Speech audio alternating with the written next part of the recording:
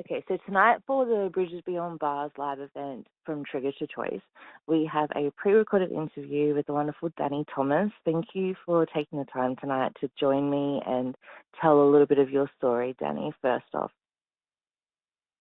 Absolutely, and thank you for the opportunity. Hello, everyone.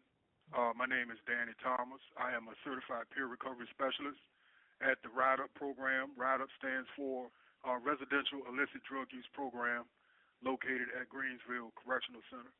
Um, I've been incarcerated for almost 24 years. Right now, I'm serving a life plus 20-year sentence for first-degree murder and grand larceny. Um, that the crime, unfortunately, evolved out of my substance use. Um, when I was a juvenile, I grew up in a great environment. I didn't have any difficulties in home, no traumatic experiences, anything like that. My substance use started with simply experimentation. Um, Actually, I didn't even use marijuana until Mm-hmm. the day I graduated high school. But I guess part of it is cultural. Uh, the idea of establishing our manhood when we're young men like that, being delinquent is a part of it, and part of being delinquent and rebellious is utilizing substances to a degree. We start out with cigarettes. We Mm-hmm. start out with sneaking around drinking beer or wine or whatever liquor, and then we move on into substances. When Mm-hmm. I moved into marijuana and everything, it seemed like it was okay in the beginning.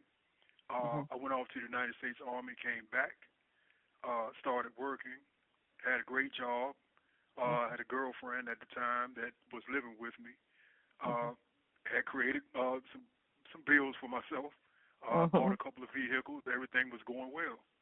Mm-hmm. Uh, I think I wasn't mature enough to handle the stress of uh, living the adult life in hindsight, looking back on it. And I was trying to find ways to cope, and I wasn't coping the right way. So although I was still using marijuana, some of my friends from a past life, I started reassociating with them. They were into much harder substances, cocaine, heroin, things of that nature. So I can recall the first time that I actually combined cocaine with marijuana, and it just gave me such a feeling that I was like, well, this seems like the thing that I needed in Right. my immature and naive way of thinking at the time. Mm-hmm. So I began to just abandon just marijuana itself, and I started utilizing it in that way, combining the two. And over time, uh, very subtle, in a very subtle way, uh, I became more assertive. I became more aggressive.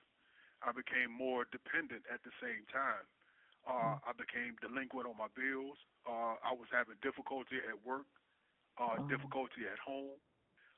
The more stress that was created in my life, the more I felt the need to use and abuse the substances.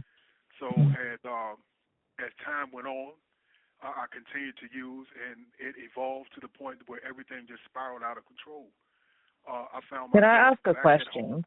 Because Yes. I guess you speaking about your military experience, did you find that coming back from the military, and thank you for your service, do you find that coming back from service, because we see this a lot with people that have served in the military, do you find that that was an additional stressor that perhaps led to that, or do you feel like it would have happened anyway, this progression into I substance use? Yeah. Thank you for asking that question too. In a sense, it was relative to it, but I Mm-hmm. think the way it was relative is different. Okay. When I was deciding whether or not to reenlist, I Mm-hmm. can recall my captain at the time, Captain Kutana. I was sitting in the watch office talking to him, and he was encouraging me to reenlist. Mm-hmm. Me at the time, I wanted to just come home. So he tried to encourage me, and he told me that coming home would probably be the worst mistake that I ever made. I've never Mm-hmm. forgotten that. And when I came home, although I ended up with finding a good job and living a fairly productive life, I was still empty. I Mm-hmm. felt like I had abandoned something Mm-hmm. that really meant something to me, and I don't think I was ever able to get that back. I Right. really do think now that that's kind of where I started looking for coping mechanisms to fill a particular void. And I Mhm. think that's where that void came from. One issue I've forgotten to mention, Mhm. uh, where I'd actually gotten myself into a legal situation, Okay. albeit small, Mhm. but when I decided I wanted to try to reenlist, that Mhm. was the thing that blocked me. So Ah.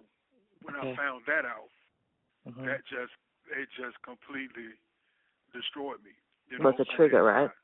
Like it's like Yeah, an absolutely. emotional stressor. It's a Yeah, yeah, like it's almost like if you were already on the cliff looking over the edge, it can be just the smallest thing, and like you said, like albeit a small legal issue, but when somebody's right. already hanging by a thread, it only takes Yes, a blow of the wind to break that thread. exactly. Mm. And going through those things, it was a cumulative effect. Mhm. It wasn't, as you said, it wasn't just one singular thing, but Mhm. it was a multitude of issues that Yeah. continued to pile up. Mhm. And I like to tell people, I said, even though I owned vehicles and things of that nature, I didn't actually own those things. I felt like those things owned me. I hadn't Right. figured out who I was as a person yet. Mhm. So I was still struggling trying to say, well, okay, if I own this car, then this it kind of defines me. If I live here, this is what defines me. If I Mhm. dress this way, this is what defines me. If I associate with these particular people, this is what Mhm. defines me. And I just Mhm. found myself always in this like everlasting chase to like Right. define myself and figure out who I am. Who am I? Yeah. Unfortunately, I figured out who I am since I've been incarcerated. Uh, Mhm. but that really helped me understand the trauma that comes along with um, substance use Yeah. and how people find different ways of coping Mhm. and the different mechanisms that we Yeah. utilize to try to discover ourselves and figure Yeah. out who we are. Yeah, Do you feel like, and I'm sorry if we're going to jump a bit over, but because I have questions that are popping up when you say this, like obviously because, and you mentioned that you do the peer recovery position, and we've had a lot of people on that are in those roles, and I think they're one of the most valuable roles within the DOC, and I love what they're doing with them. Um, do you find that a lot of when you talk to people that you're serving and you're helping through their recovery, that a lot of their stories, albeit they may not have went to the military, but the original motivators are the same. Like obviously then addiction kicks in, and obviously that's a different sort of, there's brain parts that are coming in at that point, and it becomes less about choice and more about, that internal need and overriding everything else. But when we talk about that initial choice to pick up a substance or explore with a substance, do you find that the story sort of like you see yourself going, man, that like you sound just like me? absolutely. Mhm. I think that in most cases, I find certain trends Right. that were the same as mine. I find patterns or cycles of events that Mhm. were the same. Uh, in some cases, the disruptions are the same, where our Mhm. lives were going in one way, and then there Mhm. was this one singular thing that just turned us in a different direction. Right. And that's the where I try to find the commonality with either the cycle, the trend, Mhm. or the disruption, Right. and Okay. try to build off of that. Um, Mhm. everyone's story is obviously different. Everyone's journey is different, but there are fundamentals to everyone's story. Um, say, for instance, like the working definition of recovery that we utilize uh, says that recovery is a process of change through which an individual improves their health and wellness, lives a self-directed life, and strives to reach their full potential. Mhm. So when we talk about improving health and wellness, Mhm. uh, we're talking about just the mental state, how self-determined is a person, how courageous is a person willing to be, how Mhm. often are they willing to challenge themselves, how resilient they have been or are willing to be, living a self-directed life that Right. goes to really finding out who you are and having the integrity and the character to stand on who you are once you learn uh, what type of person you are and Mhm. striving to reach your full potential, which that goes without saying. Yeah, absolutely.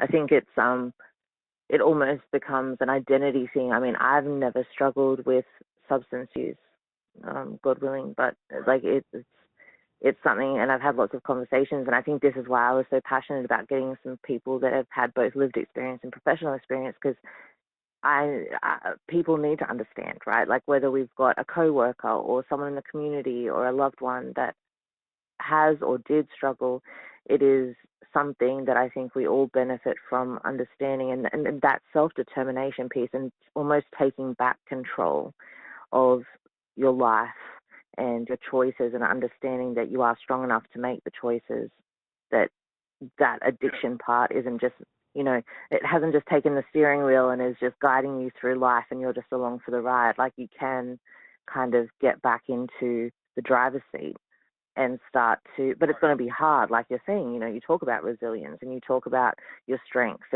and realizing that, but also then putting the onus back on the person to go, okay, we know you're resilient, but you need to pull on that in those moments of weakness.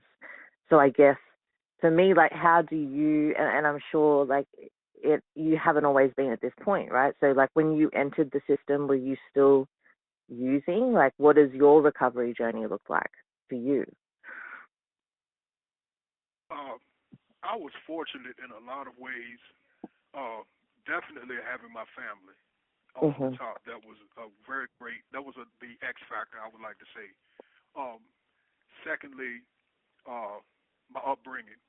Mhm. Uh, there's a spiritual component to all of our lives. I like to say Mhm. that spiritual component was ever present in my early years. Um, I was trying to figure out who I was and where I was going to go with my life. But at the time, being 26 years old and hearing a judge tell you that you have life, and at the time saying that my earliest opportunity for release would be at 60, I Right. had to really explore um, what I wanted my future to look like and Mhm. how I wanted that future to play out. And as my father would say, he told me, You have 1 minute remaining. Let me cut uh, the. and my I can father, cut the recording if you want. okay, Hang on. I'll cut it so that I can cut it before that happens. One. yes, and my father being the type of man that he is and always speaking in his brutally honest fashion, I was talking to him on the phone when I was in the jail. And I was kind of going through this woe is me type situation, explaining everything's going on. Mhm. And he told me, he said, Danny, you're not the first, and you won't be the last. And as difficult as that was to hear, it was the thing that I needed to hear because Right. I knew that if I didn't pick myself up, there was going to be no one else to do it. Right. And I had to dig deep. I had never Mhm. had to dig that deep before in my life. I had never had to really face myself that way before in my life. Mhm. And I made a choice. Mhm. And I made the right choice. It was difficult, as Mhm. life is difficult for everyone. But making good decisions sometimes doesn't always come easy. Sometimes Mhm. they come with a price. They come with sacrifices. They come with struggle. And Mhm. that's where I lean back towards my upbringing, the challenges that my parents faced growing up. My Mhm. father grew up in a difficult situation and made his way out of it and Mhm. became a successful person. My Mhm. mother, similar situation. Her upbringing was much better, but she had my older brother when she was 16 years old. She Right. still managed to graduate high school, go on to make a successful career for herself. So I drew from their experiences, and I said if they were able to do it and they were able to raise my brothers and sisters and I, and keep our family intact all these years, then there's something I have in me that Mhm. is worth fighting for. There's something Right. in me that I know I have that makes me capable of Yeah. succeeding in this environment. So I just started challenging myself. The first thing I did is went back to my education. That was Mhm. first. And I attended Ashworth College, and I pursued a degree, associate's degree in criminal justice. I started that my first year of incarceration. I kind of jumped straight in head first. I ended up getting a job in the law library because of my dedication to trying to fight and pursue my own freedom. So I had mentors around me who helped me learn the law, who helped me with my education. I read everything that I could read, and that set the foundation for me. So it kind of goes back to that definition, that working definition of recovery, of improving my health and wellness, living a self-directed life, and striving to reach my full potential. I just put all of that together before I even knew what the definition was. Right. And I just kept striving, kept challenging myself, and here I am today.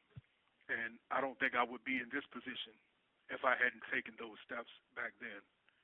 Yeah, for sure. Because it would have been very easy. I mean, I don't know. I know now, obviously, that substances are everywhere in the correction system, and obviously it was probably very similar when you entered the system, but like it would have been very easy to continue those choices.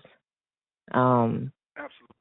And so, it's not like you go to prison and you lose access to them. Like, they're still there. You can still get them.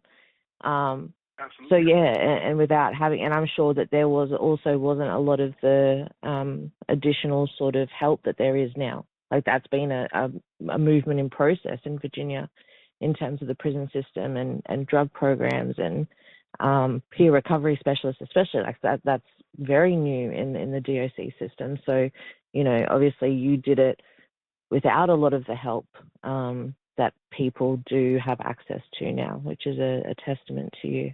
I love that. I thank you. And you're right. Okay.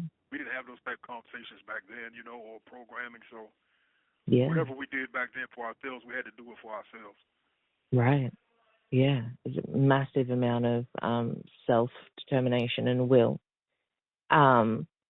How do you then apply that, I guess, in what you do now? So when you interact with people, I guess first off, I want to ask, because I know that obviously the substance use just doesn't go away, right? Like, you could be clean or in recovery for 20 years and I've heard from people that it's still a choice. You still have to choose to make that choice every day. So as a peer recovery specialist, I guess if you can talk me through sort of how you support the people that you come in contact with, but also how you look after yourself during that process, I guess, because I guess a lot of those conversations could be triggers for you, right? Yeah, most definitely. And I have had quite a few experiences where I needed to just kind of go and isolate myself, right, sit down and get quiet, because there's a mental fatigue. Yeah. That component is real when it comes to these type of helping positions. Yeah. As for me, I think in a way it's also helpful because I'm replacing my learned helplessness with a learned optimism, not only for myself but for other people. And that optimism is like a force multiplier for me. It allows me to continue challenging myself, and I embrace challenging myself. I embrace looking for new ideas and new experiences, and I try to convey that to the men that I work with. When we have conversations, I do talk about my experiences. I talk about my accomplishments as well, things that I've accomplished outside of and beyond the prison walls, because I want them to know that they don't have to be confined to this place, that there's more to life for them. Yeah, I agree. I think that's key, right? And it's about, like, just because your sentence might be like yours, like a life sentence, or you may have a date that you're coming home, but you don't have to, like, I always say to people when I work with them, like, they have your body, but you can't let them take your mind, right?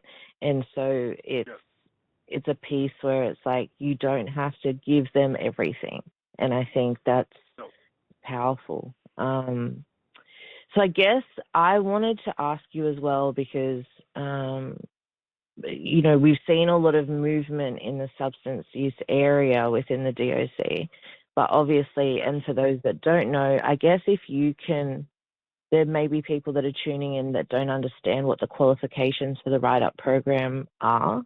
So how does someone find themselves in the RIDUP program? Okay.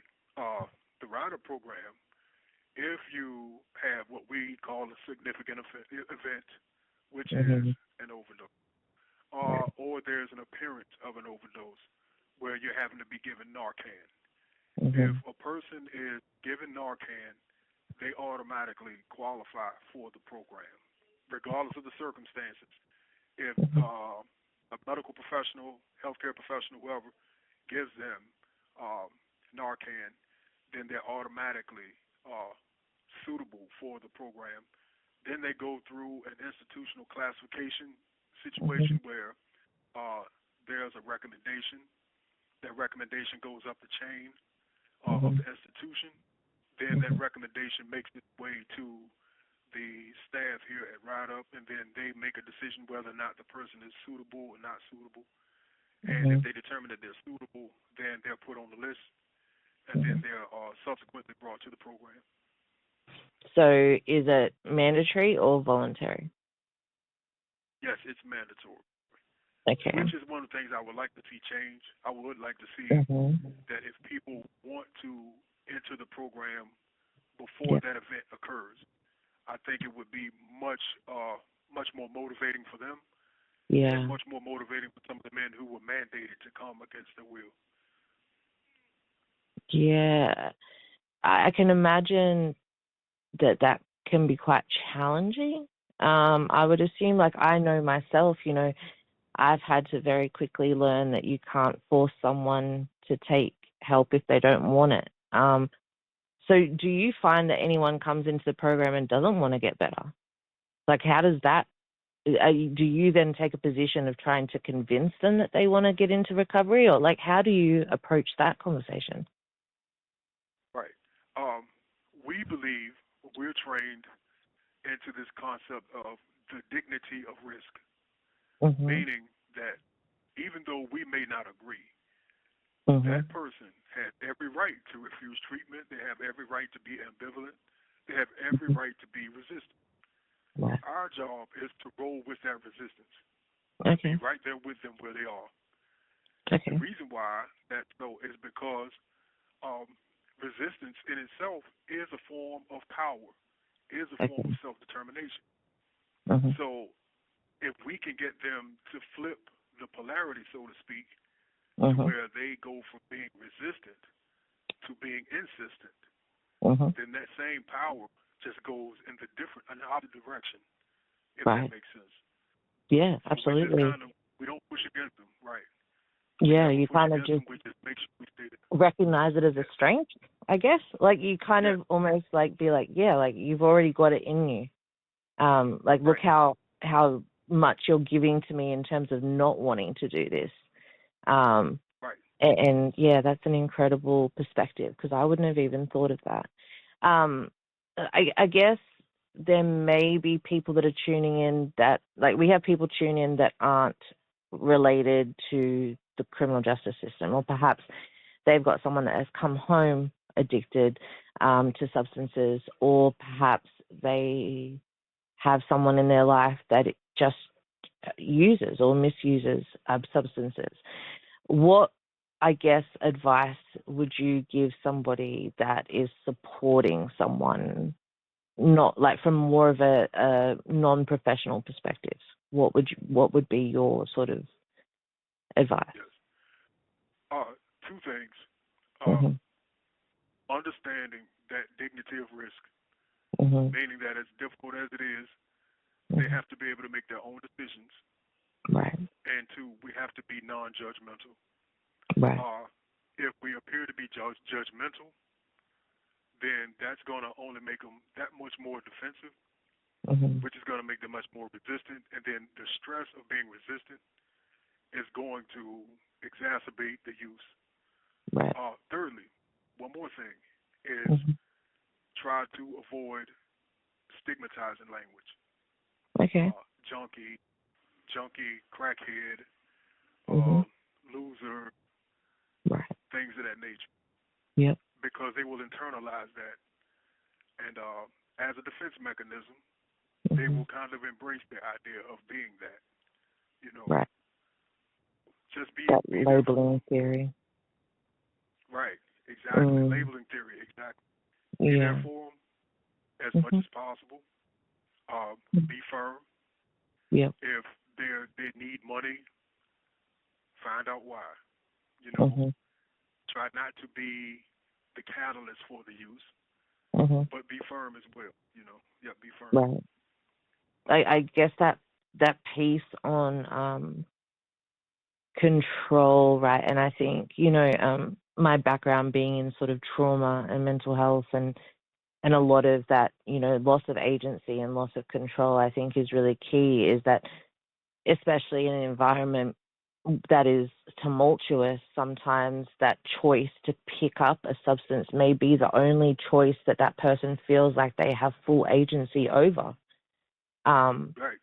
And so it's like, well, everything else is out of my control. Life is happening to me, and the only choice that I can make is to go and get high. And through that, I can also escape this for a minute. So I guess, does diverting that and providing opportunities for the person to make decisions, is that something that loved ones can do? Can they start to introduce or suggest other things that perhaps the person can feel that sense of agency and control, to find it in other areas? Yeah. Sure, absolutely. And their activation. Right. Find ways to get a person back to some of the old things they used to like to do. Right. Because that will open up doors for remembering when, days before the use started. So if they had old habits they like to enjoy, things they like to enjoy, fishing or whatever it was, if you can kind of reintroduce that to them and use that as a substantial historical base for them to build from, and just continue to build from those places and bring old relationships back, healthy relationships, bring those back as much as possible. And it definitely helps. And then when they're ready to talk, they'll be there to talk and be open to them and be open with them. One of the things I've learned is that I don't have a problem telling my story because I use my story, for lack of a better word, as a superpower for me. So I have no problem really going into it as deep as possible, because the more I'm willing to self-disclose and show my vulnerabilities, it makes other people willing to do the same. So when you're talking to your loved ones, people are talking to their loved ones, be as vulnerable as possible. Let them know how you actually feel. Let them know that they're hurting because they're struggling. Right. Yeah. Okay. But without being shameful. So there's a fine line, right? So rather than, I think that's the key, because I have had experience with a loved one having, using substances, and I went through the motions. It was almost like a grief. I was trying to bargain, and then I was threatening, right? I went through these, and I look back now, and I wasn't educated. I went and educated myself afterwards. But I think a lot of the methods that I chose that I thought might work because I thought they were able to be reasoned with were probably just adding, right? It's just adding to that, if you don't stop, I'm going to leave you. How's that going to make someone feel that's already in crisis? I'm going to leave you because of something that you might not have control over right now. If you don't stop, what about your kids? Da, da, da. And it's the assumption that they don't think about those things is almost offensive. You know, like they're aware that they have children, they're aware that they have family, like there's other things going on. And so I think that's really key. Like you said, expressing your feelings, but in a way that's not going to exacerbate the problem. Exactly. Yeah, like not being nasty. You use the key word, not shame.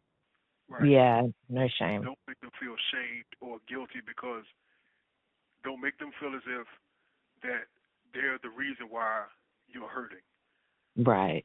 But let them know that you are hurt. That person is hurting because they sympathize with them. Yeah. That they want to see better for them. Right. And I think that goes a long way. Yeah, absolutely. I'm mindful that our time is going to cut out. So I guess, is there anything that you kind of want to leave with or part with? Are you open to people reaching out to you? Anything that you sort of want to close off with? Absolutely. I am definitely open to anyone reaching out to me if they have questions or they just want to connect. You have 1 minute remaining. Mm-hmm. Anyone who's willing to connect and communicate, have conversations, broader conversations about this issue, I'm definitely and certainly open to this. Kirsten, I thank you for this opportunity, and everyone who's listening and in support of this movement, I ask you to continue doing the work, and thank you all. Absolutely. Thank you.